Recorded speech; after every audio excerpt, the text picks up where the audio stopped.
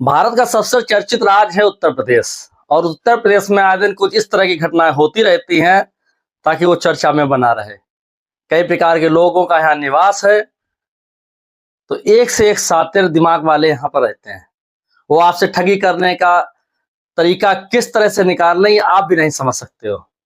ठीक इसी प्रकार की एक घटना घटित हुई है उत्तर प्रदेश के जिला कानपुर देहात के बिरहून चौकी के गांव नैला कटरा में। एक आदमी आता है, लड़के के रिश्ते की बात करता है। बात करने के बाद में वह कहता है कि वह आज शाम का खाना स्वयं बनाएगा और आप लोगों को अपने हाथों से खिलाएगा। घर वाले लोग मान जाते हैं। अनजान व्यक्ति होता है फिर भी मान जाते हैं। बड़ा ताज्जुब की बात है, इतना सतर्क रहने के बाद भी वो घर वाले लोग मान जाते हैं। मानने के बाद वह व्यक्ति शाम को खाना बनाता है। खाने में सब्जी वह स्वयं बनाता है और उसके खाना खाने के बाद में रात में सभी लोग बेहोश हो जाते हैं। जब सुबह नहीं उठते हैं तो पड़ोसियों को शक होता है। पड़ोसी जब घर में जाकर देखते हैं तो सभी बेहोश पड़े थे। उनको लेकर रसूलाबाद के जिला चिकित्सालय में पहुंचाया जाता है, जहां पर उनका इलाज चलता है। जी हाँ, नमस्कार दोस्तों, मैं हूं आशीष कुमार वाजपेयी। आज आपके लिए लेके आया हूं एक फिर सनसनीखेज जागरूक करने वाली वारदात।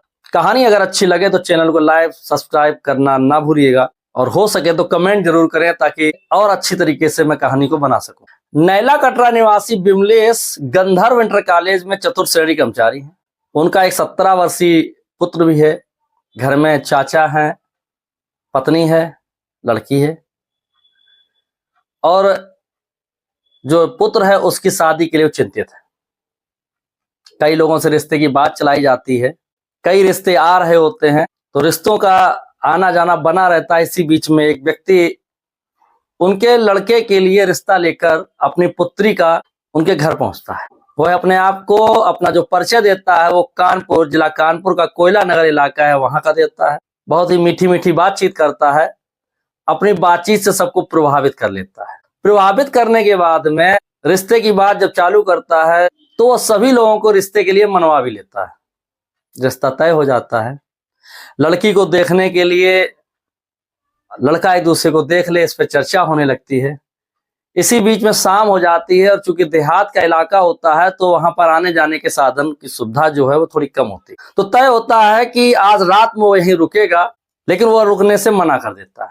लेकिन लड़का वाले जो होते हैं, चूंकि गांव देहात में अभी भी अतिथि देवो भव की परंपरा है, उसके अनुसार उसको रोक लेते हैं। कहते हैं रात का समय है, सर्दी का मौसम है, साधन नहीं मिलेगा, आज रात में ही रुक जाए। वो व्यक्ति रुकता है, लेकिन उसकी एक शर्त होती है कि वह आज शाम का जो खाना है वो वही बनाएगा, यानी खासकर वो सब्जी वही बनाएगा। काफी मान मनोबल के बाद में परिवार वाले लोग राजी हो जाते हैं। उनको भी बड़ा आश्चर्य होता है कि ऐसा समधी मिल रहा है जो कि बहुत ही बड़ा व्यवहारिक है। सब कुछ तय कार्यक्रम के अनुसार घर में खाना बनता है।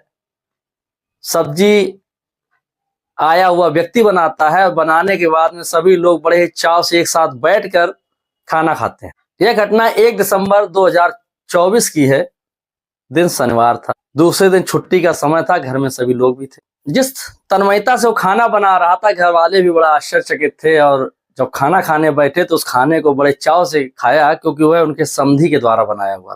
खाना खाते वक्त भी विवाह की बातें हुई, आगे होने वाले कार्यक्रम तय होने लगे। धीरे धीरे रात गहरी होती चली गई और सभी लोग नींद की आगोश में आ गए। लेकिन जो वो नींद आई थी, किसी को ये नहीं पता था कि वह नींद इतनी गहरी है कि वह सुबह तक नहीं उठेंगे। और सुबह जब काफी देर हो गई, लगभग 10-11 बजे का समय हो गया, जब पड़ोसियों ने देखा कि आज सुबह से हमारे पड़ोसी का दरवाजा नहीं खुला, आखिर ऐसी क्या बात हो गई।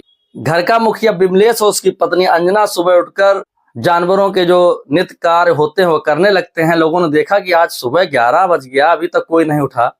तो पड़ोसियों को चिंता हुई। उन्होंने अपने 2-4 पड़ोसियों को इकट्ठा किया और इकट्ठा करने के बाद में बिमलेश के घर पहुंचे।